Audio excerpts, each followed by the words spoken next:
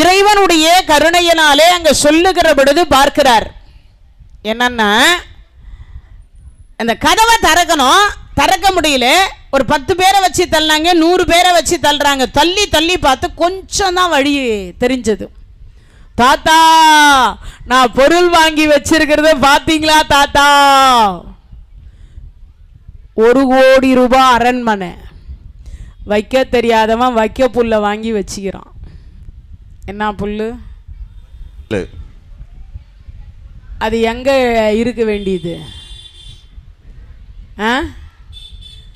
மாட்டு கொட்டாயில் இருக்க வேண்டியது. அரண்மனை 1 கோடி ரூபாய் கட்டிய அரண்மனையில வைக்க தெரியாதவன் வைக்க புல்ல வாங்கி வச்சுக்கிறான் வீடு நிறைய. ஏண்டா இதுடா நான் என்ன சொன்னேன்? தாத்தா வீடு நிறைய பொருள். வீடு நிறைய பொருள் வாங்கி சொன்னேன்டா, மங்களகரமான பொருள் சொன்ன.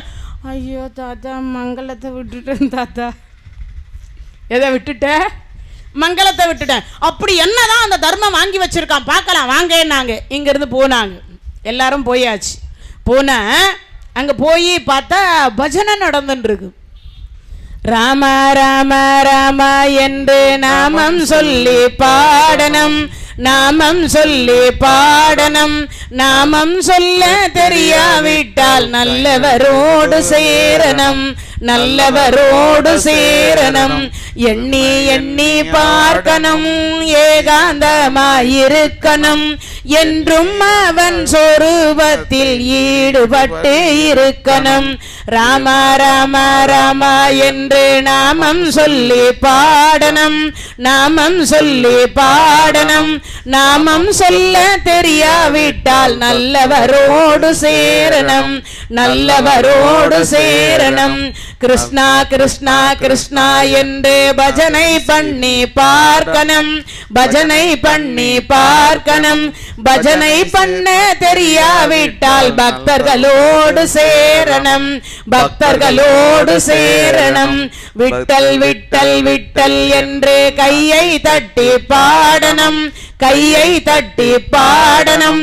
கையை தட்ட தெரியாவிட்டால் கூட்டத்தோடு சேரணும், கூட்டத்தோடு சேரணும். கோவிந்தாவும் போடணும், கோபாலனை பாடணும். கோவிந்தாவும் போடணும், கோபாலனை பாடணும். என்றும் அவன் சொரூபத்தில் ஈடுபட்டு இருக்கணும், என்றும் அவன் சொரூபத்தில் ஈடுபட்டு இருக்கணும். ராம ராம ராம என்று நாமம் சொல்லி பாடணும், நாமம் சொல்லி பாடணும். நாமம் சொல்ல தெரியாவிட்டால் நல்லவரோடு சேரணும். இது பஜனை. இவங்க போனாங்களே, இந்த யாரு, துரியோதன, துச்சாதன, சகுனி, கர்ணன், இந்த 4 டிக்கெட்டு உட்கார்ந்தாங்க பாருங்க. உட்கார்ந்த வாக்கல ராம ராம ராம என்று நாமம் சொல்லி பாடணும், நாமம் சொல்லி பாடணும். நாமம் சொல்ல தெரியாவிட்டால் நல்லவரோடு சேரணும், நல்லவரோடு சேரணும். பஜனை முடிஞ்சு ரொம்ப நேரம் ஆச்சு. இந்த 4 டிக்கெட் மட்டும் உட்கார்ந்து தனியா பஜனை பண்ணிட்டு இருக்கு. அவர் துரோணாச்சாரியார், கிருபாச்சாரியார், பீஷ்மாச்சாரியார் 3 ஆச்சாரியும் போயிட்டு சாப்பிட போயிட்டாங்க. போய் முடிச்சு சாப்பிட்டுட்டு வராங்க. டே பஜனை முடிஞ்சு 3 மணி நேரம் ஆச்சு, இன்னும் என்னடா பஜனைன்னார். யாரு? பீஷ்மாச்சாரியார். சொன்ன அடுத்த வினா, தாத்தா சரி துரியோதனா, நீயே என்ன மார்க் போடலான்னு முடிவு? அந்த வீட்டுக்கு என்ன மார்க்கு? அது தாத்தா வாத்தியார் போடுவார்ல தாத்தா, எதுவுமே எழுதலன்னா முட்டை. அது தாத்தா. எந்த வீட்டுக்கு? அந்த வீட்டுக்கு. இதுக்கு 100க்கு 1 போடுறதுக்கு பதில் 2 போட்டுக்கலாம். அப்போனா என்ன அர்த்தம்? 100க்கு 200 மார்க்கு போடலாம் அப்படின்னு சொல்றார்.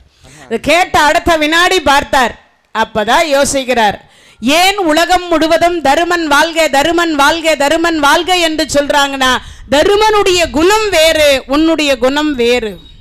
சரி சொல்லி முடிச்சா அதுக்கப்புறம் சொல்லிட்டார், அப்பா எதிரிக்கு பட்டம் கட்டினியே, நீ அப்பனா சித்தப்பனா? யார பெத்த அப்பனை பார்த்து கேட்குறான், திருதராஷ்டிரரை பார்த்து கேட்குறான் துரியோதன, நீ அப்பனா சித்தப்பனா? எதிரிக்கு பட்டம் கட்டினியே, உனக்கு அப்புறம் நான் தானே சிம்மாசனத்தில் உட்காரணும். டேப்பா அவன் தருமன், உன்னை விட மூத்தவன். குருகுலத்தில் மூத்தவர்களுக்கு தான் பட்டாபிஷேகம், மூத்தவர்களுக்கு தான் பட்டாபிஷேகம். அதனால சொல்றேன், நீ அவனோட ஒத்துப்போ. அதெல்லாம் நான் ஒத்து போக மாட்டேன். அப்பதான் என்ன பண்றாங்களா, இவர்களுக்கு சுடுகாடு என்று சொல்லக்கூடிய காண்டவ பிரஸ்தம் கொடுக்குறாங்க. அந்த காண்டவ பிரஸ்தம் என்று சொல்லக்கூடிய சுடுகாட்டை இந்திரனை வரவழைத்து பகவான் எம்பெருமானாக இருக்கக்கூடியவர் சொல்றார், முத்து கோமேதகம் மரகதம் என்று சொல்லக்கூடிய பவளம் வைரம் வைடூரியம் நீலம் மாணிக்கம் புஷ்பராகம் இதையெல்லாம் வைத்து அந்த மாளிகையை கட்டுறாங்க. அதுக்கு பெயர் தான் இந்திர பிரஸ்தம் என்று பெயர். இந்திரன் அமைத்து கொடுத்ததுனால அதற்கு இந்திர பிரஸ்தம் என்று பெயர். அதில் இருந்து தர்மராஜா ஆட்சி செய்கிறார். அப்படி ஆட்சி செய்து கொண்டிருக்கிற பொழுதுதான் நாரத மகரிஷி வரார். வந்தவர் சொல்றார், அப்பா ஒரு பெண்ணுக்கு ஒரு கணவர் இருக்கலாம், 5 கணவன் இருக்கிறார். அதனால சொல்றேன், ஆவதும் பெண்ணால் அழிவதும் பெண்ணால். ஏற்கனவே பெண்ணினால பிரச்சனை. சுந்தன் உபசுந்தன் என்று 2 பேர் இருந்தாங்க. அந்த 2 பேர் என்னவானார்கள் அப்படின்னு சொன்னா, 2 பேருமே பார்த்தீங்கன்னா அண்ணன் தம்பிங்க. 1000 வருஷம் இறைவனை வேண்டி தவம் பண்றாங்க. அப்படி 1000 ஆண்டு காலம் தவம் பண்ணவங்க இறைவன் காட்சி கொடுத்தார், எங்களுக்கு மரணமில்லாத வாழ்க்கை வேண்டும்னு. அப்போ அதுக்கு இறைவன் சொல்றார், மரணம் எல்லாருக்கும் பொதுவானது, பிறந்தா இறப்பு நிச்சயம். அப்பன்னா என் கையால என் தம்பி சாகணும், என் தம்பி கையால நான் சாகணும். இவங்க 2 பேரும் வரம் வாங்கிட்டாங்க. இப்போ இந்த வரம் வாங்கினதுனால என்ன பண்றாங்கன்னா, வரம் வாங்கினாங்களே சும்மா இருந்திருக்கலாமா? அப்பதான் பார்க்கிறார், வரம் வாங்கியாச்சு, 2 பேரும் இல்லாத கொடுமைப்படுத்துறாங்க தேவர்களை முனிவர்களை சித்தர்களை ஞானிகளை. அப்பதான் என்ன பண்ணாங்கன்னா, இவர்கள் இருவருக்கும் ஒரு பெண்ணை அனுப்பினார். ரம்பே ஊர்வசி மேனக திலோத்தமை அப்படின்னு சொல்லக்கூடிய அங்க இருக்கிற பொழுது திலோத்தமை என்று சொல்லக்கூடிய, திலோத்தமைன்னா தில்லுன்னா எள்ளுன்னு அர்த்தம், தில் அப்படின்னா எள்ளுன்னு அர்த்தம். உலகத்தில் இருக்கக்கூடிய எல்லா ஜீவன்கள்ல இருந்தும் எல்லா உயிரினங்களிடத்திலிருந்தும் எல்லா மனிதர்களிடத்திலிருந்தும் எல்லளவு எல்லளவு எல்லளவு எடுத்து பிரம்மா ஒரு பெண்ணை பண்ணார். அந்த பெண்ணுக்கு பேர் தான் திலோத்தமைன்னு பேர். முராரியை முராரி நாபி முனறிவாழ் முனியை முக்கன் பொராரியை நோக்கி முன்னால் பொறிபெறும் தவத்தின் மிக்கார் சுராரிகள் தம்மில் கரந்தோ பசுந்தரென்று இருவர் தங்கள் திரிபுராரி ஏவலினால் வந்தை திலோதமையை கண்டார்.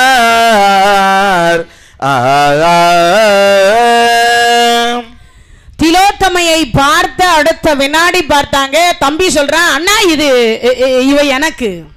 அண்ணன் சொல்றான், தம்பி இவ எனக்கு. 2 பேரும் எதுக்கு பிரச்சனை, அவகிட்டயே போய் கேட்டுருவோம். நேரா திலோத்தமை கிட்ட அண்ணனும் தம்பியும் சுந்தன் உபசுந்தன் 2 பேருமே போனாங்க. பெண்ணே, எங்கள் இருவரில் யாரை திருமணம் செய்து கொள்ளுகிற?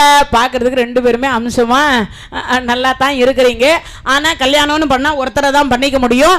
அதனால சொல்கிறேன், 2 பேரும் சண்டை போடுங்க, யார் ஜெயிக்கிறீங்களோ அவங்கள கல்யாணம் பண்ணிக்கிறேன். இவன் கையால் அவன் செத்தான், அவன் கையால் இவன் செத்தான். அண்ணன் கையால் தம்பி செத்தான், தம்பி கையால் அண்ணன் செத்தான். அதனால இப்போ நீங்கள் திருமணம் செய்து கொண்டிருப்பது ஒரு பெண்ணை, நாளைய தினத்தில் அவளை நீங்கள் மனைவியாக அடைவதற்கு சண்டை வந்தா என்ன பண்றது? அதனால ஆண்டுக்கு ஒருவராக வாழ்ந்து வாருங்கள். அப்படி வாழ்ந்து வருகின்ற பொழுது ஒருவர் பள்ளி கொண்டிருக்கக்கூடிய காட்சி, அதாவது ஒருவர் கூட அந்த அம்மா வாழ்ந்து கொண்டிருக்கின்ற பொழுது இன்னொருவர் பள்ளி கொண்டிருக்கக்கூடிய காட்சியை பார்த்தால் ஒருவரிடம் தீர்த்த யாத்திரைக்கு போகணும் சொல்லி முடிச்சார். அப்படியே ஆகட்டும்னு யார் சொல்லிட்டாங்க? 5 பேரும் சொல்லிட்டாங்க. அவர் வந்த நாரத மகரிஷி போயிட்டார். போனதுக்கப்புறம் முதல் முறை என்பது தர்மராஜா தான் மூத்தவர். ஏன்னா அவர் தான் முதல்ல திருமாங்கல்யம் கட்டியிருக்கார். அதனால தர்மராஜாவோடு அந்த அம்மா வாழ்றார். அந்த நேரம் பார்த்து அந்தணர்கள் என்று சொல்லக்கூடியவர்கள் பசுக்களை திருடி சென்று விட்டார்கள்னு காவலர்கிட்ட வந்து ஓடி வந்து கேட்டில் இருக்கக்கூடிய காவலர்கிட்ட சொல்கிறாங்க. அர்ஜுன பெருமான் என்ன அப்படின்னு சொல்லி வந்து விசாரணை பண்ணுறார். அந்த பசுக்களை நான் மீட்டு கொண்டு வந்து கொடுக்குறேன்றார். இரவு அப்போவே 10 மணி. அப்போது தர்மராஜா கூட இந்த அம்மையார் போய் உறங்குவதற்கு போயிட்டாங்க. யார் கூட? பாஞ்சாலி அம்மா தர்மராஜா கிட்ட போய் உறங்குறதுக்கு போயாச்சு. இரவு நேரம். இப்போ போய் கதவை தட்டினா 1 வருஷம் தீர்த்த யாத்திரைக்கு நம்ம போயணும். பரவாயில்லன்னு சொல்லிட்டு என்ன பண்ணார்? போய் கதவை தட்டுறார். அவர் கதவை தட்டின அடுத்த வினாடி பார்த்த உடனே தர்மராஜா எழுந்து வந்து கதவை திறக்கிறார். திறந்த உடனே பின்னாடியே யார் இந்த நேரத்தில் வந்து கதவை திறக்கிறாங்கன்னு சொல்லி பின்னாடியே திரௌபதி அம்மாவும் வராங்க. வந்திருந்த பார்த்த உடனே அண்ணி முகத்தை பார்க்கல, பாதத்தினுடைய திருவடியை பார்த்தார். தர்மராஜாவோடு திரௌபதி அம்மா வாழ்ந்து கொண்டிருக்கின்ற பொழுது ஒரு இரவு 10 மணிக்கு மேலே திரௌபதி அம்மையாருடைய திருவடியை பார்த்ததனால அர்ஜுனருக்கு பார்த்தன் என்கின்ற பெயர் வந்துச்சு. அதுக்கு தான் அந்த பார்த்தன் என்கின்ற பெயர். அந்த பார்த்தனுக்கு சாரதி யார்? அவர் பார்த்த சாரதி. அதுக்கு தான் பெயர் வந்ததே. பார்த்தன் என்கின்ற பெயர் எதுக்கு வந்துச்சுன்னா இந்த பார்த்ததனால அவருக்கு பார்த்தன் அப்படின்னு ஒரு பெயர் வந்துச்சு. பகவானுக்கு பார்த்த சாரதின்னு பேர். பார்த்தனுக்கு சாரதியாக இருந்ததுனால பார்த்த சாரதி அப்படின்னு. இப்போ பார்த்தார். அப்போ சொல்கிறார், அண்ணா பசுக்களை திருடி விட்டார்கள், அதுக்காக ஆயுதம் எடுக்க வந்தேன். சரி, ஆயுதத்தை எடுத்தார். யுத்தத்தை முடிச்சிட்டு பசுக்களை கொண்டு வந்து மீட்டு கொடுத்தார். மறுநாள் பொழுது விடிந்தது. காவி உடையை உடுத்திக்கிட்டு தீர்த்த யாத்திரைக்கு புறப்படுறார். அப்போ தர்மர் சொல்கிறார் ஒரு வார்த்தை, அப்பா நீ மலர் சீரடியை தானே பார்த்தேன், நீங்கள் ஒன்று நாங்கள் 2 பேரும் பள்ளி கொண்டு இருக்கக்கூடிய காட்சியை நீ பார்க்கல இல்லையா? அப்படி இருக்கும் பட்சத்தில் நீ ஏன் தீர்த்த யாத்திரைக்கு போகிற? அண்ணா திருவடியை பார்த்தாலும் பார்த்தது தான், அதனால் அந்த பாவம் விலக வேண்டும் என்று நாரதர் சொல்லியிருக்கார். ஒழுக்கம் விழுப்பம் தரலாம், ஒழுக்கம் உயிரினும் ஓம்பப்படும். ஒழுக்கம் சிறந்தது. சத்தியம் செய்திருக்கிறோம் நாரத மகரிஷிக்கு. அதனால நாம எக்காரணத்தை கொண்டும் சத்தியத்தை மீறக்கூடாதுன்னு சொல்லி தீர்த்த யாத்திரைக்கு புறப்படுறார் அர்ஜுன பெருமான். ஆடம்பர மண் வேடா அகற்றி தரு தழுவல் வேடம் பெரு மறைனோ மறையோருடன் விசயன் புற விசயன் சூடம் தரு பாகீரதி தோய்காலையில் அவளே சேடல் தலமடவார் முனல் அயர்வான் எதிர் சென்றார். ஆடம்பரமான வாழ்க்கை வாழ்ந்து கொண்டிருக்கக்கூடிய மகாராஜாவினுடைய வாழ்க்கையை விட்டுட்டு மர உரி என்று சொல்லக்கூடியதை தரித்து கொண்டு புறப்படுறார். அப்படி மர உரி என்று சொல்லக்கூடிய காவி உடையை உடுத்தி கொண்டு புறப்படுகிற பொழுது அப்பதான் நேரா முதல்ல எங்க போகிறார் அப்படின்னா கங்கைக்கு போகிறார். காசியம் பதி. எங்க போகிறாரா? காசியம் பதி. அந்த காசியினுடைய சிறப்பு என்னன்னா அங்கே இறந்தவர்கள் என்று சொல்லக்கூடியவர்களை புதைக்க மாட்டாங்க. என்ன பண்ணுவாங்க?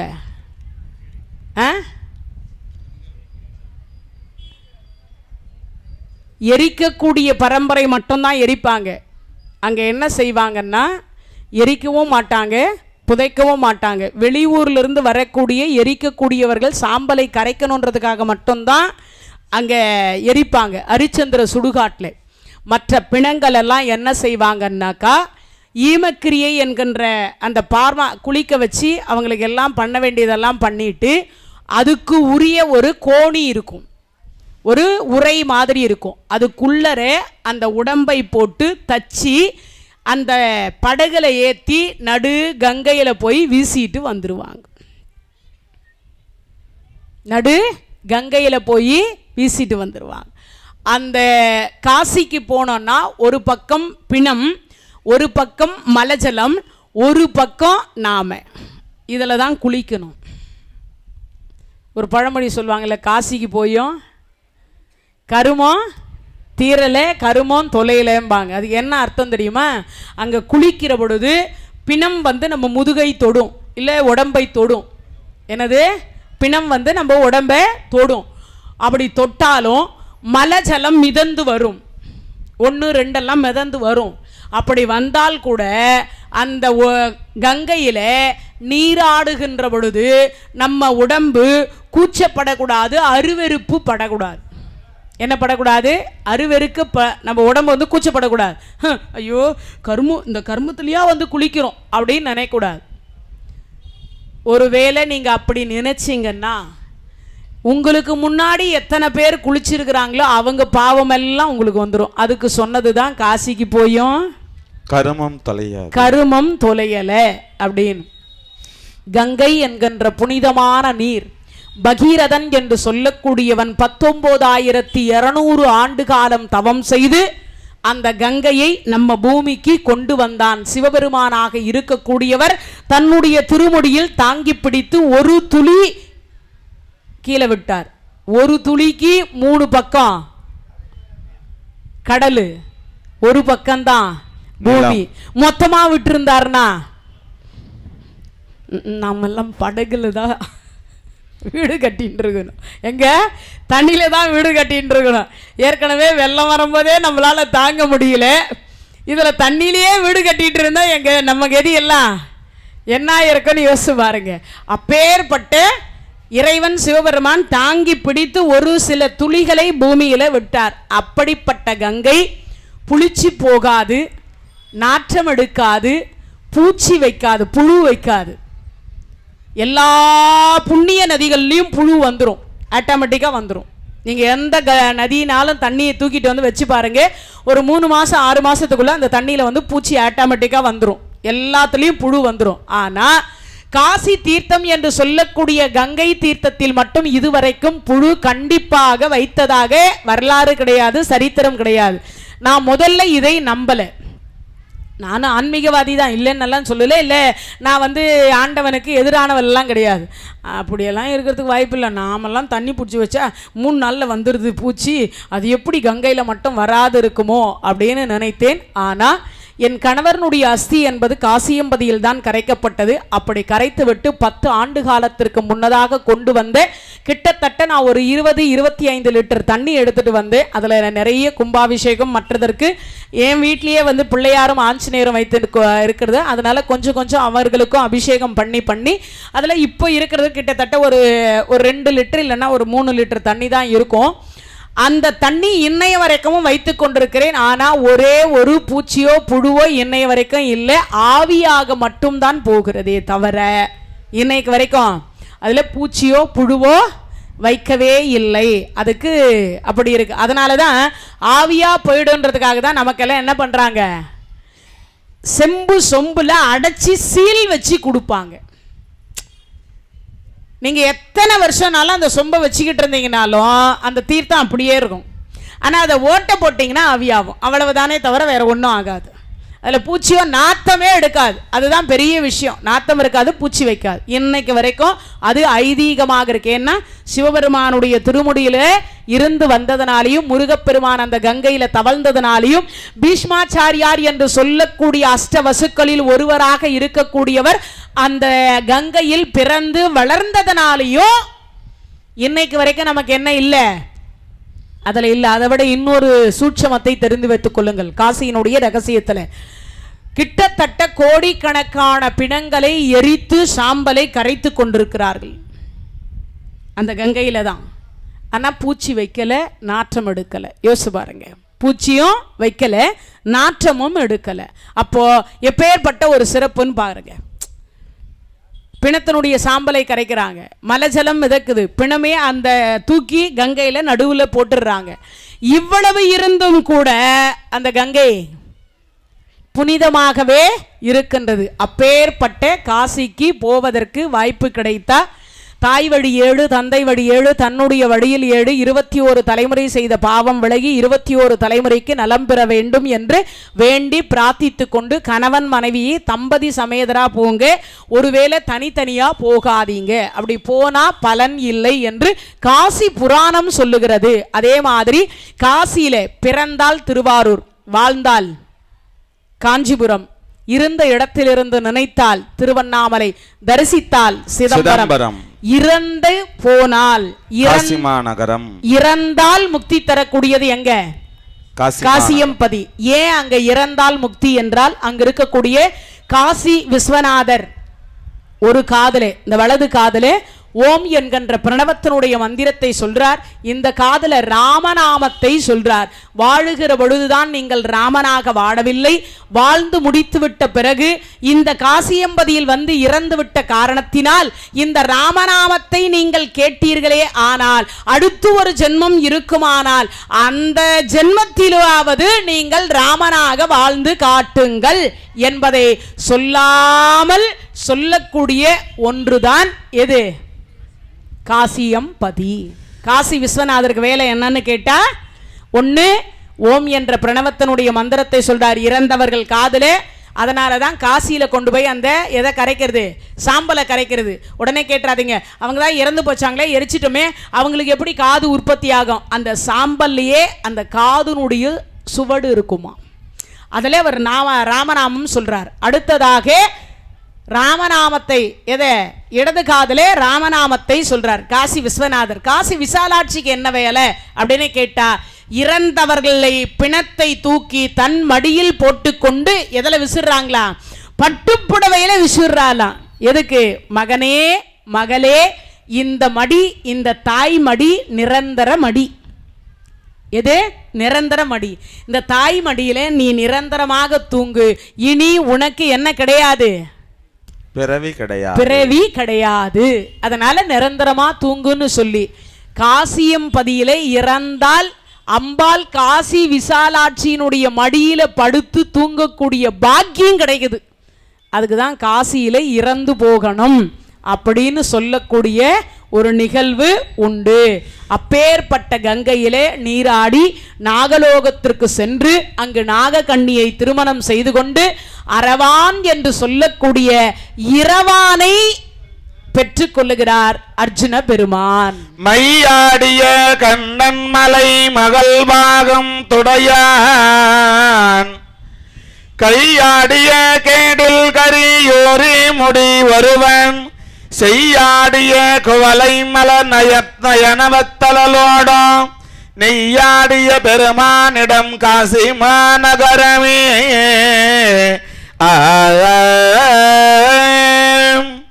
இச்சைப்படி தன் பேரறம் என் நான்கும் வளர்க்கும் பச்சை கொடி விடையானரை பாகம் திரை கொண்டான் கொச்சை தொடை இவலை எனமோ தீம்பாதை நம்பும் கச்சை ஒரு முளையார் என கச்சியம்பதி கண்டான். காசி விசாலாட்சியை பார்த்துவிட்டு நேரா காஞ்சிக்கு வருகிறார். காஞ்சிபுரத்தினுடைய பெருமை, வாழ்ந்தால் 30 வருஷம் காஞ்சிபுரத்துல வாழணும், காலாட்டிட்டே சாப்பிடணுமா. ஆமா ஆமா, வாங்க எல்லாரும், எல்லாரும் வாங்க. காஞ்சிபுரத்துல போனீங்கன்னா காலாட்டிட்டு சாப்பிடலாம்பா. அதுக்குதான் எல்லாரும் வாங்கன்னு சொன்னேன். காஞ்சிபுரத்துக்கு போயிட்டு சும்மாவே உட்காந்து காலாட்டினா சாப்பாடு வருமா? வரும், தறி நெஞ்சாதான் வரும்.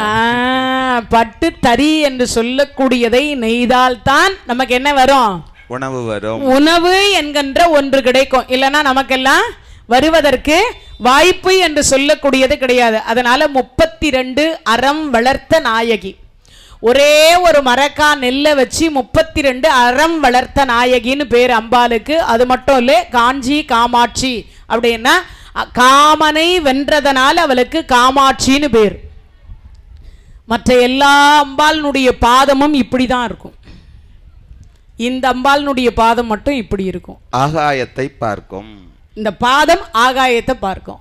அதை விட இன்னொரு சிறப்பு என்னன்னா, பாதத்தை எந்த அம்பாளுடைய பாதத்தையும் நம்மால பார்க்க முடியாது, ஆனா காமாட்சியினுடைய பாதத்தை மட்டும் நம்மால பார்க்க முடியும். ஏன்னு கேட்டா அவ்வளவு சிறப்புக்கு உரிய கருணையே நிறைந்தவளாம் காமாட்சி. ஒரு முறை போயாவது தரிசனம் செய்யணும், அப்பேற்பட்ட ஒரு காஞ்சி காமாட்சி. 10 விரல் மோதிரம் எத்தனை பிரகாசம், அது பாதத்தில் தண்டை கொலுசும் முத்து மூக்குத்தியும் ரத்தின பதக்கமும் பவழத்தினால் முடித்திட்ட தாலி அழகும், அத்திவரதன் தங்கை சத்தி சிவரூபத்தை அடியனால் காணத்தகுமோ? அழகான காஞ்சியில் புகழோடு வாழ்ந்திடும் அன்னை காமாட்சி உமையே சரணோ.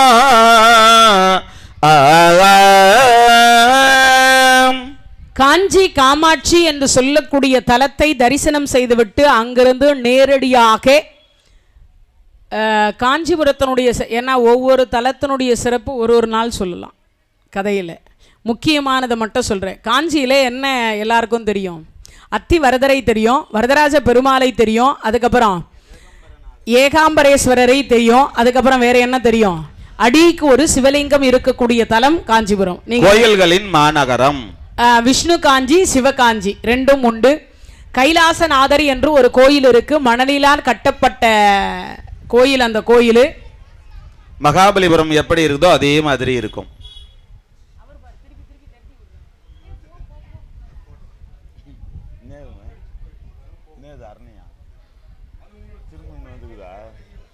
அப்படி போய் சுத்தி வந்துச்சு, அது திருப்பி திருப்பி இங்க தான் வருது, திருத்தி விடுங்கப்பா. சரி, அதுவும் பாரதம் கேட்கட்டும். உண்மை. ஒரு நாரத மகரிஷி ஒரு சந்தேகம் கேட்டார். நாராயணானோ சிவனுன்னு சொன்னாலோ என்ன கிடைக்கும்னார். நீ போய் பிரம்மா சொன்னார், இந்த இடத்துல போய் இதை சொல்லுன்னார். எங்க? மலத்தில் இருக்கக்கூடிய வண்டு நடத்தில் போய் சொல்லுன்னார். மலத்தின் இடத்தில் இருக்கக்கூடிய வண்டு நடத்தில் போய் நாராயணான்னு சொன்னோன்னு அது செத்து போச்சு. அடுத்து போய் ஒரு கிளிகிட்ட போய் சொல்லுன்னார், அந்த கிளியும் செத்து போச்சு. அடுத்து போய் ஒரு பசுவின் இடத்துல சொல்லுன்னார், அந்த பசுவும் செத்து போச்சு. அடுத்து ஒரு மன்னனுக்கு மகன் பிறந்திருக்கான், அவன் காதல போய் நாராயணான்னு சொல்லுனார். ஏன்? செத்த உடனே என்னை ஜெயிலில் பிடிச்சி போடுறதுக்கா? நான் சொல்ல மாட்டேனார். இல்லை, போய் சொல்லிதான் பாருன்னார். அப்படி போய் சொல்லுகிற பொழுது அந்த குழந்தை பேசினான், யாருக்கும் தெரியாம ஒரு வார்த்தை சொன்னான். நான் மலத்தில் இருக்கக்கூடிய வண்டாக இருக்கின்ற பொழுது என்னுடைய முன் ஜென்மத்தினுடைய புண்ணியத்தின் பலனாக நாராயணா என்ற வார்த்தையை கேட்டு நான் கிளியாக பிறந்தேன்.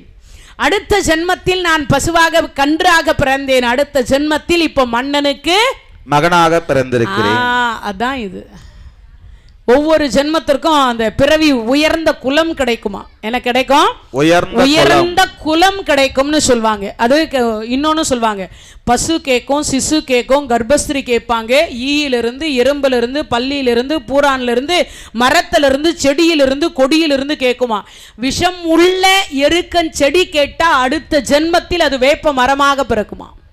அந்த வேப்ப மரமாக இருக்கிறது அடுத்த ஜென்மத்தில் அரச மரமாக பிறக்குமா. மரங்களுக்கே இவ்வளவு உயர்வு கிடைக்குன்னா மனிதனுக்கு எவ்வளவு உயர்வு கிடைக்கக்கூடியது இந்த பாரதம்னு யோசிக்கணும். அப்பேற்பட்ட சிறப்புக்குரியது. அதனால இறைவனுடைய கருணையினாலே அருணாச்சலம் என்கின்ற தலம், அதாவது காஞ்சிபுரத்தினுடைய சிறப்புகள் நிறைய இருந்தாலும் பேரெல்லாம் சொல்லிட்டேன். அதாவது கைலாசநாதர் கோயில் என்று ஒரு கோயில் இருக்கு. அந்த கைலாசநாதர் கோயிலில் போனீங்கன்னா உங்களுக்கு சொர்க்கமா நரகமானு நீங்க இங்கேயே தெரிந்து கொள்ளலாம். இங்கேயே தெரிஞ்சுக்கும், பூமியிலே தெரிஞ்சு கொள்ளலாம். ஒன்றும் பெரிய விஷயம் இல்லை. ஒரு 3 படி இருக்கும். அந்த 3 படியில இந்த மார்பினால் தான் நீங்க கீழே இறங்கணும். குழந்தைகள் தவழ்வது போல கீழே இறங்கணும். அதே மாதிரி எழுந்தெல்லாம் நடக்க முடியாது. இந்த மாறாலேயே நகர்ந்து தான் அவரை இப்படி நீங்க சுத்தி வரணும். இந்த மாறால ஒருத்தர் இறங்கி நகர்ந்து வெளியில வந்ததுக்கு அப்புறமா தான் இன்னொருத்தர் இறங்குவாங்க. அதுக்கப்புறம் அந்த 3 படியும் மீண்டும் நீங்க ஏறணும்னா அந்த மாறால நெஞ்சால தான் ஏறி மேலே வரணும். அப்படி எவர் ஒருவர் அத வழியாக ஏறி இறங்கிட்டாங்கன்னா நரகவாசல் வழியா போய் சொர்க்கவாசல் வழியா வந்துட்டா உங்களுக்கு சொர்க்கம் நிச்சயம். இது இன்னைக்கு வரைக்கும் நடந்துட்டு இருக்கக்கூடிய ஒரு உண்மை. அப்படிதான் அந்த கைலாசநாதரை வலம் வர முடியும். இரவாத்தானம் பிரவாத்தானம் அப்படின்ற வாசல் இருக்கு, 2 வாசல். அந்த வாசல் வழியாக கீழே இறங்கி அப்படி வலம் வரணும். இது எல்லாரும் போய் தரிசனம் பண்ணலாம். கிட்டத்தட்ட நம்ம காஞ்சிபுரத்துல இருந்து ஒரு 3 கிலோமீட்டர் டிஸ்டன்ஸ் தான் கைலாசநாதர்னு கோயில்னு கேட்டீங்கன்னாவே நிச்சயமாக எல்லாருமே ஆட்டோ கூட்டிட்டு போய் விட்டுருவாங்க. இது எதுக்கு சொல்றேன்னா, சின்ன உடம்பா இருக்கும் அவங்களால இறங்க முடியாது. பெரிய உடம்பா இருக்கும் அவங்க அழகா உள்ள நுழைஞ்சி மாறால நகர்ந்து வெளியில வந்துருவாங்க. அப்பேற்பட்ட ஒரு சிறப்பு நமக்கு சொர்க்கமா நரகமானு இங்கேயே பார்த்துடலாம். அப்பேற்பட்ட சிறப்பு காஞ்சிபுரத்துல. இன்னொன்று, நம்மளுடைய பாவ புண்ணிய கணக்கு என்று சொல்லக்கூடியது சித்திரகுப்தன். வர சித்ரா பௌர்ணமி என்று சொல்லக்கூடிய அன்றைய தினத்தில் உலா வருவார். தங்கத்தினால் ஆன சித்திரகுப்தர். எதனாலானவர்? தங்கத்தினாலான சித்திரகுப்தர் உலா வருவார். அப்பேற்பட்ட சிறப்புக்கு உரிய ஒரே ஒரு இடம் காஞ்சிபுரம். காஞ்சிபுரத்துல மட்டும்தான் சித்திரகுப்தருக்கு கோயில் உண்டு.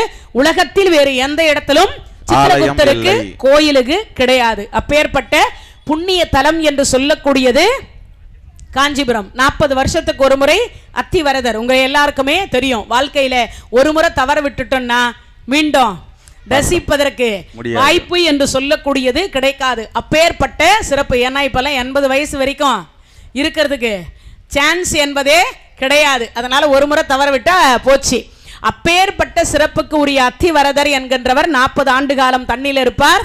48 நாள் வெளியில தரிசனத்தை முடிச்சு மீண்டும் 40 வருஷம் தண்ணிக்கு போயிடுவார். அப்பேற்பட்ட இருக்கக்கூடிய இறைவன் அத்திவரதர் காஞ்சிபுரத்தை தவிர வேற எந்த இடத்துலையும் உலகத்தில் இல்லாத ஒரு இடம் அப்படின்னு சொல்லலாம். 5000 ஆண்டு காலம் இருக்கக்கூடிய மாமரம். 4 கிளை இருக்கும். 4 வேதங்கள் பிரிக்கப்பட்டது போல 4 கிளையிலையும் 4 விதமான பழம் படுக்கும், காய்க்கும். காமாட்சி அம்மனுடைய ஆலயத்தில் இருக்கக்கூடிய மாமரம் 4 வேதமும் அந்த மரத்தில் இருக்கு. அதை விட இன்னொரு சிறப்பு, 5000 வருஷமாக இன்னும் பட்டு போகாம இருக்கு. 5000 வருஷமாக பட்டு போகாம இருக்கக்கூடிய ஒரு தலம். இப்போ திருவண்ணாமலை தலம் என்று சொல்லக்கூடிய அருணாச்சலேஸ்வரரை போய் தரிசனம் செய்கிறார். பெற்றனல் சகதண்டங்கள் அனைத்தும் அவை ஏற்றும் முற்றமாகி முலையாலோடு முக்கண்ணார் விரும்பும் பற்றமென மிக்கோரிகள் பற்று ஒன்றினும் உண்மை கற்றார் தொழும் அருணாச்சலம் அன்போடு தொழுதான். அன்போடு அருணாச்சலம். உண்ணாமலை உமையாலொடும் உடனாகிய ஒருவன் பெண்ணாகிய பெருமான் மலை திருமாமணி திகழ மன்னார்ந்தன அறிவித்திரல் மகளை முழவதிரும் அண்ணாமலை தொழுவார் வினை வழுவாவண்ணம் அருமே. அண்ணாமலை தொழுவார் வினை வழுவா வண்ணம் அருமே. தொழுதுட்டா போதும். இன்னைக்கு கிட்டத்தட்ட ஒரு 2-3 கோயில்கள்ல இந்த ஜோதிடர்கள் சொல்லி சொல்லி சொல்லி சொல்லி இருக்கிற மக்கள் மொத்தம் அங்கே தான் குவியிறாங்க. ஒன்று திருச்செந்தூர், இன்னொன்று திருவண்ணாமலை, இன்னொன்று சிறுவாபுரி முருகப்பெருமான் கோயில். இதெல்லாம் அப்போ மற்ற கோயிலுக்கெல்லாம் திருவருள் இல்லையான்னு கிடையாது. எல்லா கோயிலுக்கும் திருவருள் உண்டு. என்ன ஒன்றுன்னா நாம் அங்கே போனால் நமக்கு கொஞ்சம் எக்ஸ்ட்ரா கிடைக்குமான்னு பார்த்துட்டு இருக்கோம். அதான் உண்மை. அதனால் எல்லா கோயிலுக்குமே உண்டு. திருவண்ணாமலை தலத்தில் ஒரு காலத்தில் வந்து பார்த்தீங்கன்னா ஒரு 25,000-50,000 பேர் தான் கிரிவலம் போனாங்க. இன்னைக்கெல்லாம் லட்சோபலட்சம் 25 லட்சமா சென்ற பங்குனி உத்தரத்தப்போ. அதுவும் இந்த பௌர்ணமிக்கு இன்னும் எக்ஸ்ட்ரா. சித்ரா பௌர்ணமி வேற இல்லையா? அதனால் எவ்வளவுன்னு சொல்லிக்கவே முடியாது. என்னமோ பக்தியோடு போனால் சரி, யாரையும் குறை சொல்லலை. பக்தியோடு போய் இறைவனை தரிசித்து இறை வழிபாடு செய்தால் சரி.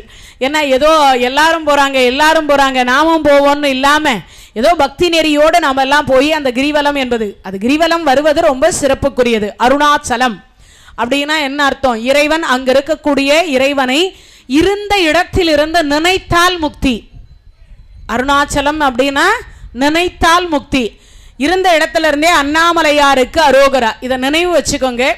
யாருடையாவது உயிர் பிரியுமானால், இப்போ நிறைய இடத்துல நம்ம நிறைய பேரை பார்ப்போம். அவங்க இந்துவாக இருக்கலாம், முஸ்லீமாக இருக்கலாம், கிறிஸ்தவராக இருக்கலாம், எந்த மதமாக வேணாலும் இருக்கலாம். அங்கே அவர்களுடைய உயிர் பிரிய போகுதுன்னா, இல்லை பிரிஞ்சிட்டதுக்கு அப்புறம் ஒரு மணி நேரம் 2 மணி நேரம் இருந்தால் கூட அவர்கள் திருக்காதில் நீங்கள் சொல்ல வேண்டிய நாமம் அண்ணாமலையாருக்கு அரோகரா. இதை சொன்னால் அவர்களுக்கு முக்தி கிடைச்சிடுது. இதை சொன்னால் அவர்களுக்கு முக்தி கிடைக்குது. அப்பேற்பட்டது கிழக்கு கோபுர வாசல் என்று சொல்லக்கூடியது அருணாச்சலம் அப்படின்னு சொல்லக்கூடிய கிழக்கு கோபுர வாசலை வல்லால மகாராஜா என்கின்ற மகாராஜா கட்டினார். வல்லால மகாராஜாவுக்கு இன்றைய தினம் வரைக்கும் அருணாச்சலேஸ்வரரும் உண்ணாமலை என்று சொல்லக்கூடிய உண்ணாமலை அம்மையாரும் சென்று ஈமக்கிரியை என்று சொல்லக்கூடிய திதியை கொடுத்து கொண்டிருக்கிறார்கள். இன்னைக்கு வரைக்குமோ அண்ணாமலையாரும் யாரு உண்ணாமலை அம்மையாரும் போய் திதி கொடுத்து கொண்டிருக்கிறார்கள். மாசி மகம் அப்படின்னு சொல்லக்கூடிய அன்றைய தினத்தில் பிள்ளை இல்லாதவருக்கு அவங்களே பிள்ளையாக அவதாரம் செய்து அவரே போய் கொடுக்கிறார். நாளைக்கு ஒரு முறையாவது அண்ணாமலையாருக்கு அரோகரா இந்த வார்த்தையை நீங்க சொன்னீங்கன்னா நம்ம உயிர் எப்ப பிரியும் நமக்கே தெரியாது. ஆனால் கோடி பாவம் செய்தவராக இருந்தாலும் கூட அவர்களுக்கு என்ன கொடுக்கறாங்களா? முக்தி என்கின்ற ஒன்றை தருகிறார்கள். அப்பேற்பட்ட ஒரு சிறப்புக்கு உரியது எதுன்னு கேட்டா இந்த அண்ணாமலையாருக்கு அரோகரா. அதிலிருந்து நேரா என்ன பண்றாரா, ஒவ்வொரு இடமாக தரிசனம் செய்து கொண்டு காஞ்சி காமாட்சி, மதுரை மீனாட்சி, திருப்பதி என்று சொல்லக்கூடிய திருப்பதி மற்றும் கோகர்ணம் என்று சொல்லக்கூடிய கோகர்ணம், அங்கிருந்து நேரா என்ன பண்றாரா ராமேஸ்வரம் என்று சொல்லக்கூடிய ராமநாதபுரம். அங்கே எல்லாரும் ராமநாதபுரத்தில் இருக்கக்கூடிய இறைவனை தரிசனம் பண்ணியிருப்பீங்க. ராமநாத சுவாமியை சீதையினுடைய திருக்கரத்தால் பிடித்து வைக்கப்பட்ட சிவலிங்கம் என்று சொல்லக்கூடிய மணலினால் ஆன சிவலிங்கம். அங்கே பாஸ்கர தேவராயர் என்று சொல்லக்கூடியவர் திருக்கரத்தால் பிடித்து வைக்கப்பட்ட உப்புலிங்கம் என்று சொல்லக்கூடியது.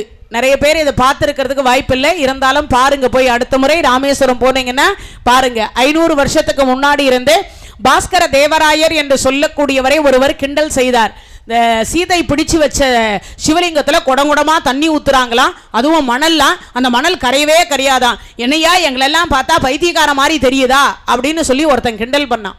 உடனே அதற்கு பாஸ்கர தேவராயர் சொன்னார், உன் கையால போய் ஒரு 4 படி உப்பு வாங்கிட்டு வா அப்படின்னு சொல்லி அந்த உப்பை வாங்கிட்டு வந்து அதனால ஒரு சிவலிங்கத்தை பிடித்து பக்கத்திலேயே ஒரு அம்பாலையும் பிடிச்சு வச்சிருந்தாங்க.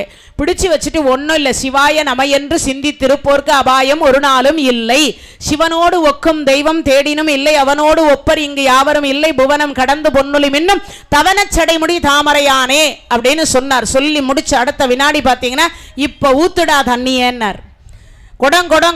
குடமா ஊத்துனாங்க. என்ன இல்லை, ஒரு கல் உப்பு கூட குறையவே இல்லை, கரையவே இல்லை, உழவும் இல்லை. இன்னைக்கு வரைக்கும் அந்த உப்புலிங்கம் அப்படியே இருக்கு. அப்பேற்பட்ட ஒரு சிறப்புக்கு உரிய ராமேஸ்வரம். அந்த ராமநாத சுவாமி என்று சொல்லக்கூடிய சேது தரிசனத்தை முடித்துவிட்டு அங்கிருந்து நேராக வடமதுரை என்று சொல்லக்கூடிய வடமதுரைக்கு செல்லுகிறார். பகவான் எம்பெருமான் கிருஷ்ணர் மனசுல நினைக்கிறார். இவர் அங்க வடமதுரைக்கு போகிறார். அப்படி போனவர் என்ன பண்றாருன்னா சொல்றார், அப்பா இப்படி வராதே, நல்ல சன்னியாசி வேஷம் போட்டுக்கோ, தாடியை நல்லா ஒட்டியாச்சு, நேரா கையில பிரம்ம தண்டத்தை வச்சுக்கோ, அதோ பாரு ஒரு அரச மரம் அங்க வந்து உட்கார்ந்துக்கோ, நானும் எங்க அண்ணாவும் தேர்ல வருவோம், வரும்பொழுது நீ என்ன பண்றேன்னா மந்திரம் சொல்லு, நல்ல மந்திரமா சொல்லுன்னார். கிருஷ்ணா மந்திரம் சொல்லணுமா, என்னமோ கல்யாணம் வர சொல்லிட்டு இப்போ மந்திரம் சொல்லுன்ற, உனக்கு என்ன மந்திரம் தெரியுமோ அந்த மந்திரம் சொல்லுன்னார். பொழுது வெடியுது. அந்த கையை இப்படி வச்சுக்கிட்டு உதிராட்சத்தை இப்படி தள்ளிக்கிட்டே சொல்றார். என்ன மந்திரம் சொன்னார்? சொல்லணுமா? சொல்லணும், சொன்னாதான் தெரிஞ்சுப்பாங்க. அப்படியா? ஆமா. சுபத்ரா சுபத்ரா சுபத்ரா சுபத்ரா சுபத்ரா சுபத்ரா சுபத்ரா நீ எப்ப என்ன பாப்ப நான் எப்ப உன்ன பாப்பேன், சுபத்ரா சுபத்ரா சுபத்ரா சுபத்ரா நீ எப்ப என்ன பாப்ப நான் எப்ப உன்ன பாப்பேன், சுபத்ரா சுபத்ரா சுபத்ரா சுபத்ரா சுபத்ரா. இது மந்திரமா?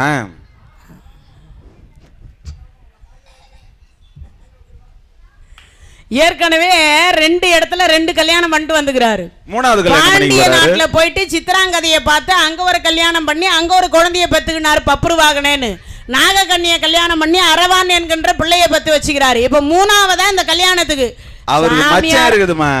சாமியாரா போறவங்க எல்லாம் இப்படிதான் கல்யாணம் பண்ணிப்பாங்கன்னு இப்பதான் தெரியுது. அவருக்கு மச்சம் இருக்குது. ஆமா, அதனாலதான் அவருக்கு மச்ச ரேகைய முதுகுல இருக்குன்னு சொன்னாங்க. ஆமா. அப்போ அப்படிப்பட்ட அர்ச்சன பெருமான் இங்க சொல்றார். என்ன சொல்றாரு? சுபத்ரா சுபத்ரா சுபத்ரா. உத்ராட்சத்தை தள்ளும் போது அதை தான் சொன்னாரா. சொன்ன உடனே அங்க பகவானும் பலராமரும் வராங்க. கிருஷ்ணா, யாரா இந்த சாமியாரு, என்னமா மந்திரம் சொல்றாரு? ஐயோ, அந்த மந்திரத்தை நல்ல சத்தமா சொல்லி கேட்டாதானே தெரியும் அந்த மந்திரத்தினுடைய தன்மை என்னன்னு. ஆஹா, பழுத்த பழம் போல இருக்கு. எப்பத்துல இருந்துடா இவர் இங்க இருக்கா? அவர் பல வருஷமாகிறாரு, காத்தால தான் வந்து உட்கார்ந்தது. இவர் சொல்றார் பல வருஷமா இருக்கு. கடைஞ்சவன்னைக்கே 1000 பொய் சொன்னவராச்சே, இதுக்கு சும்மா விடுவார? இப்ப பொய்ய சொல்றார். சொல்லி முடிச்சு அடுத்த வினாடி பார்த்தார். கிருஷ்ணா, பழம் மாதிரி இருக்காரு. எவ்வளவு? ரொம்ப வருஷமா இருக்கார். நான் பார்த்ததே இல்லை. நல்லவங்க கண்ணுக்கு மட்டும் தான் தெரிவார். கெட்டவங்க கண்ணுக்கு பாரு, அண்ணனையும் ஒரு குத்தலைங்க. கெட்டவங்க கண்ணுக்கு தெரிய மாட்டார். கிருஷ்ணா என்னடா சொல்கிற, அப்போ நான் கெட்டவனா? யாருக்கு தெரியும்? பனை மரத்துக்கு புடவை கட்டினாவே 3 மணி நேரம் முறைச்சி பார்த்தா பின்ன என்ன பண்ணுறது? பலராமர் அப்படி பார்ப்பாரா? அதனால இவர் சொன்னார். சொல்லி முடிச்சு அடுத்த வினாடி பார்த்தார். சுவாமி வணக்கம், கிருஷ்ணா ஒன்று பண்ணலாமா? என்னன்னா, இல்லை நம்ம அத்தை தூர்வாச மகரிஷிக்கு 1 ஆண்டு காலம் தொண்டு பண்ணி 5 மந்திரம் கற்றுக்கினாலே, அதே மாதிரி சுபத்திரைக்கு இவரை கூட்டு போய் தொண்டு செய்ய வச்சு இவரும் மந்திரம் சொல்லி கொடுத்தா நான் நிச்சயதார்த்தம் துரியோதனுக்கு பண்ணி வச்சுக்கிறேன். யாருக்கு? துரியோதனனுக்கு சுபத்திரைய நிச்சயதார்த்தம் முடிச்சு வச்சுக்கிறாங்க. அதனால நல்ல குழந்தையா சுபத்திரை பெற்றுக் கொள்வாள் அல்லவா? அதனால இந்த சுவாமியாரை கூட்டு போய் நம்ம தொண்டு செய்ய வைக்கலாம். பகவான் சொல்றார், அண்ணா பஞ்சியம் நெருப்பையும் பக்கத்துல வச்சா பக்குன்னு பத்திக்கும். நான் சொல்லிட்டேன், இந்த சாமியார் முடிக்கிற முடியே சரியில்ல, திருட்டு மொழி முழிக்கிறார். கண்ணத்துல போட்டுக்கோ. சாமியார் அப்படி சொல்லாதடா, பல வருஷமா இருக்காருன்னு வேற சொல்றேன். சாமியார் ஏதாவது சாபம் கொடுத்துட போறாரா? சாமியார் காலில் விழுடா, சுவாமி இவனுக்கு நல்ல புத்தியை கொடுங்கன்னு, நல்ல புத்தி கொடுங்க சுவாமி. யாரு? அர்ஜுனர் காலில் கிருஷ்ணர் விழுறார். இவ கிருஷ்ணர்கிட்ட அர்ஜுனர் சொல்றார், கிருஷ்ணா இதுக்கும் எனக்கும் சம்பந்தம் கிடையாது. பெண்ணை கொடுத்தா பெண்ணு வீட்டுக்காரன் காலில் விழணும்னு சொல்லுவாங்க. நான் கொடுக்கறதுக்கு முன்கூட்டியே உன் காலில் விழுந்துடுறேன்டா, என் தங்கச்சியை பத்திரமா பார்த்துக்க. தங்கச்சியை கண்ணிலேயே காட்டல, அப்புறம் எங்கேருந்து நான் பத்திரமா பார்த்துக்கிறது? ஆமாம் என்ன மந்திரம் சொல்கிறேன், இன்னொரு முறை சொல்லு. போ கிருஷ்ணா, வெக்கமாக இருக்குது. இல்லை மந்திரத்தை சொல்ல. சுபத்ரா நீ எப்போ என்ன பார்ப்ப, நான் எப்போ உன்னை பார்ப்பேன். அதான் மந்திரம். இதை சொல்லி முடிச்சு அடுத்த வினாடி பார்த்தார். சாமியாரை கூட்டு போய் அங்கே உட்கார வச்சு தொண்டு செய்ய வைக்கிறாங்க. நீங்கள் எந்தெந்த ஊருக்கு போவீங்கன்னு சுபத்திரை கேட்குறா. நான் இந்த ஊருக்கெல்லாம் போவேன். ரொம்ப காலம் எந்த ஊரில் இருப்பீங்க அப்படின்னா, இந்திரபிரசத்தில் இருப்பேன். அங்கே எங்கள் அத்தை குந்தியை தெரியுமா, எங்கள் அக்கா பாஞ்சாலியை தெரியுமா, தர்ம மாமாவை தெரியுமா, பீம மாமாவை தெரியுமா, நகுல மாமாவை தெரியுமா, சகாதேவ மாமாவை தெரியுமா, எல்லாரையும் சொன்னால் அர்ஜுனரை விட்டுட்டான். இந்த கிருஷ்ணன் பாரு, என் பேரை கூட சொல்லி என்னை நினைவில் கூட வச்சுக்காதவளுக்கு என்னை கல்யாணம் பண்ணி வைக்கிறேன்னு என்னை கொண்டு வந்து சாமியார் வேஷம் போட்டு இங்கே உட்கார வச்சுக்கிறாரு. ஆமாம், நடுவில் இருக்கிறவன் என்னம்மா பாவம் பண்ணான், அவனை மட்டும் விட்டுட்டியே. பக்கத்தில் இருக்கிற தோழி சொன்னால், அவர் தாங்க எங்கள் அம்மாவுக்கு வீட்டுக்கார் பேர் சொல்லக்கூடாது, சொன்னால் ஆயுசு குறைஞ்சி போயிடும். இப்போ இருக்கிறவங்க எல்லாரும், டே குமாரே மொட்டை மாடியில் துணி காயுது பாரி எடுத்துனுவா. நான் கேட்டேன், அம்மா குமாருன்றவர் யாருமா, உங்கள் பையனான்னு? இல்லைங்க எங்கள் வீட்டுக்கார். இப்போல்லாம் டிவி சீரியலில் வீட்டுக்கார் பேரை பார்த்து எல்லாம் பேர் சொல்லியே கூப்பிட ஆரம்பிச்சிட்டாங்க. கல்யாணம் தாலி கட்டுறதுக்கு முன்னாடியே சுபத்திரை யார் பேரை சொல்லலை? கணவன் பேரை சொல்லலை. கணவன் பேரை சொல்ல. அப்போ அர்ஜுனர் சோதனை பண்ணுறார். அம்மா தமிழ் மாதங்கள் எத்தனை? 12. அதில் மாதங்களை சொல்லு. சித்திரை, வைகாசி, ஆனி, ஆடி, ஆவணி, புரட்டாசி, ஐப்பசி, கார்த்திகை, மார்கழி, தை, மாசி. ஏம்மா 12 மாதம் சொன்ன, 11 தான் சொல்லிக்கிறேன். பக்கத்தில் இருக்கிற தோழி சொன்னால், பங்குனி உத்தரத்தன்றைய தினத்தில் தான் எங்கள் அம்மா கட்டிக்க போகிற அவர் பிறந்தாரு, அதனால் அவருக்கு பங்குனன் என்று ஒரு பேர் உண்டு. எங்கள் அம்மா பங்குனின்னு கூட சொல்ல மாட்டான்னார். ஆஹா, நம்ம பேரில் இவ்வளவு ஆசையும் அன்பும் வச்சுருக்கா, வந்திருக்கிறது யாருன்னு பாருன்னார். தாடியை எடுத்த உடனே, ஐயோ நீங்களா அப்படின்னு அந்த அம்மா சொல்ல, தோழியை பார்த்தா தோழி வெளியில் போயிட்டா. இந்த அர்ஜுனர் சும்மா இருந்திருக்கலாம்ல, மடியில் தூக்கி வச்சு, சுபத்ரா நீ எப்போ என்ன பார்ப்ப, நான் எப்போ உன்னை பார்ப்பேன்னு நான் உனக்காக தவங்கடந்தேன், உன்னை கல்யாணம் பண்ணிக்கிறதுக்காகவே நான் சன்னியாசி வேஷம் போட்டுட்டு வந்தேன். இப்படி சொல்லிட்டு இருக்கும்போது ஜன்னல் வழியாக பாமா ருக்மணி 2 பேரும் பார்த்துட்டாங்க. அடியே இவர் சாமியார் இல்லை, அர்ஜுன சாமியார். நேராக போய் பகவான் கிட்ட சொல்கிறாங்க, சுவாமி ஒரு அபத்தம். நீங்கள் சாமியார் தானே சொன்னீங்க, அவர் சாமியாரே இல்லை, வேற யாரு? அர்ஜுன சாமியார். என்னடி சொல்றீங்க? துரியோதனனுக்கு நிச்சயதார்த்தம் பண்ணி வச்சிருக்கிற பொண்ணுடி, இதை துரியோதனன் கேட்டா என்னடி ஆகிறது? அதுவும் அவன் மடியில வேற உட்கார்ந்து இருந்தான்னு வேற சொல்றீங்க. கண்ணால் காண்பதும் போய், காதால் கேட்பதும் போய், தீர விசாரிப்பதுமே, வாங்க போய் பார்க்கலாம். அர்ஜுனா தாடியை எடுத்து ஒட்டிக்கோ, அவளை கீழே இறக்கி விடு, அவ காலமுக்கிற மாதிரி பார்த்துக்கோ. அதுக்குள்ளே எடுத்து அவசரமாக தாடியை ஒட்டி கீழே இறக்கி விட்டுட்டு கால் அமுக்குறாங்க. மறுநாள் பொழுது விடிந்தது. விடியறதும் போது அங்க இருக்கக்கூடிய குலதெய்வத்திற்கு வழிபாடு செய்யலாம யாதவ குல அத்தனை பேரையும் அடைச்சிட்டு போயிட்டார். அப்படி அத்தனை பேரும் அடைத்து கொண்டு போனதற்கு பிறகு இரவு 12 மணி அர்ஜுன பெருமானுக்கு சுபத்திரை தொண்டு செய்து கொண்டிருக்கின்ற பொழுது இந்திரனை அடைத்து இந்திராணியை அடைத்து பாமா ருக்மணியோடு பகவான் இரவு 12 மணிக்கு வந்து திருமணத்தை முடிச்சு வைக்கிறாங்க. எங்க வேலை முடிஞ்சது, இனி நீங்க 2 பேரும் தான் வாழ்ந்து கொள்ளணும் அப்படின்னாங்க. இப்ப வாழ்ந்து கொள்ளணும்னு சொல்லிட்டு அவர் போயிட்டார். யாரு? பகவானும் போயிட்டார், பாமா போயாச்சு, ருக்மணி போயாச்சு, இந்திரன் போயாச்சு, இந்திராணியும் போயாச்சு. இப்ப சுபத்திரை சொல்றா, சுவாமி யாதவர்கள் நீங்க அர்ஜுனர்னு தெரிஞ்சா சண்டைக்கு வருவாங்க சுவாமி. சரி, இந்த சுபத்திரை சின்ன குழந்தையா இருக்கும் போது இருந்து அர்ஜுன பெருமானுக்கு கல்யாணம் பண்ணி கொடுக்கணும், அர்ஜுனர் தான் உனக்கு வீட்டுக்காருன்னு சொல்லியே வளர்த்துட்டார். அப்ப என்ன சொல்லி கொடுக்கிறாருன்னா தேர் ஓட்ட கத்து கொடுக்கிறார். முதல் பெண் டிரைவர் யாருக்காவது தெரியுமா யாருன்னு? சுபத்ரை தான். ரொம்ப அறிவாளி நினப்பு இல்ல, ராமாயணத்துல இருக்கு. அப்புறம் முதல் பெண் டிரைவர் யாரு? கைகேயி தான் ஃபர்ஸ்ட் பெண் டிரைவர். முதல் டிரைவர், பெண்கள்ல டிரைவரா இருந்தவங்க கைகேயி. தன்னுடைய கட்டவரை அதாவது விரலை கொடுத்து கணவரை காப்பாற்றி யுத்தத்தில் காப்பாற்றியவள் கைகேயி. அடுத்ததாக இருக்கக்கூடிய பெண் டிரைவர் சுபத்திரை. எந்த அளவுக்கு பகவானுக்கு தேர் ஓட்ட தெரியுமோ அதே அளவுக்கு சுபத்திரைக்கு தேர் ஓட்ட தெரியும். முதல்ல இப்ப தேருக்கு முன்னாடி யார் இருக்கா? சுபத்திரை இருக்கா, பின்னாடி அர்ஜுன பெருமான் இருக்கார். அப்போ அர்ஜுனர்கிட்ட சுபத்ரா தேவி ஒரு வாக்கு கொடுத்தாங்க, என் கழுத்தில் திருமாங்கல்யம் ஏறி இருக்கக்கூடிய இன்றைய தினத்தில் எந்த பெண் கழுத்தில் இருந்தும் திருமாங்கல்யம் இறங்கக்கூடாது, எக்காரணத்தை கொண்டும் மயக்கமுறக்கூடிய மோகன அஸ்திரத்தை தவிர வேற அஸ்திரம் யார் ஆண்கள் மீது நீங்க போடக்கூடாது, எனக்கு சத்தியம் பண்ணுங்கன்னு சத்தியம் வாங்கிட்டு சுபத்திரை தேரோட்ட அர்ஜுன பெருமான் பின்னாடி யுத்தம் செய்கிறார். தேர் எல்லாம் ஓட்டியாச்சு, யுத்தம் முடிஞ்சு போச்சு, எல்லாரையும் மோகன அஸ்திரம் போட்டு மயக்கமுறை செய்தாச்சு. நேராக இந்திர பிரசத்துக்கு தேர் வந்தாச்சு.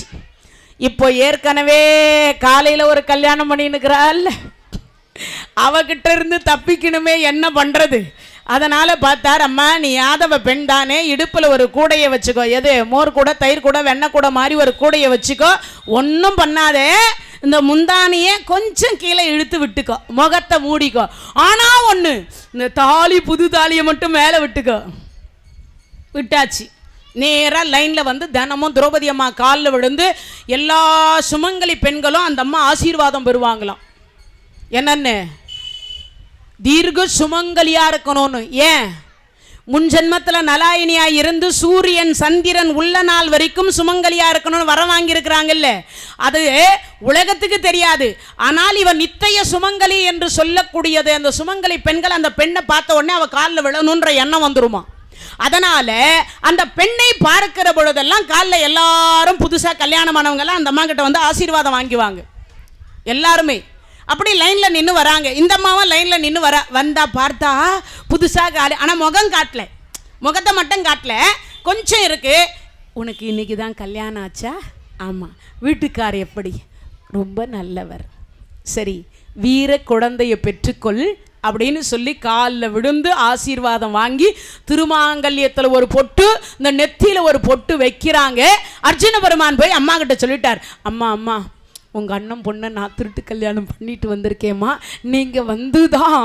ஏன்னா இவ மகா பதிவிரதே, 5 கல்யாணம் பண்ணிக்கிறதுக்கும் 5 முறை நெருப்புல இறங்கி ஏறி இருக்கிறவா. இவ சொன்னா இவ வாக்கு பழிச்சிரும், பத்தினி சாபம் பலிக்கும். அதனால அவ நாசமா போன்னு சொல்லிட்டாள்னா சுபத்திர கதி என்ன ஆகுறது, என் கதி என்ன ஆகுறது? அதனால அந்த ஆசீர்வாதம் வாங்கினதுக்கு அப்புறமா நீங்க போய் சுபத்திரே எப்போ வந்தேன்னு கேளுங்க, அப்போ புரிஞ்சுக்குவா யாரு திரௌபதி. ஆசீர்வாதம் வாங்குற வரைக்கும் குந்தியம்மா மறைஞ்சு நின்றுட்டு இருந்தாங்க. ஆசீர்வாதம் வாங்கினவனே சுபத்திரே எப்போ வந்தேன்னாங்க. அப்போதான் பாஞ்சாலி அம்மாவுக்கு தெரிஞ்சுக்குது, தீர்த்த யாத்திரைக்கு போனவர் ஒரு மாத்திரையை பிடிச்சின்னு வந்துக்கிறாருன்னு. ஏற்கனவே 2 கல்யாணம் பண்ணி மாமனார் வீட்லேயே விட்டு வந்துட்டார், அது வேற. ஆனால் இங்கே விட்டுட்டு வர முடியாது, ஏன்னா இதுவே கல்யாணம் திருட்டு கல்யாணம். சுபத்திரை கல்யாணம் என்பது, திருமணம் என்பது திருட்டு கல்யாணம்.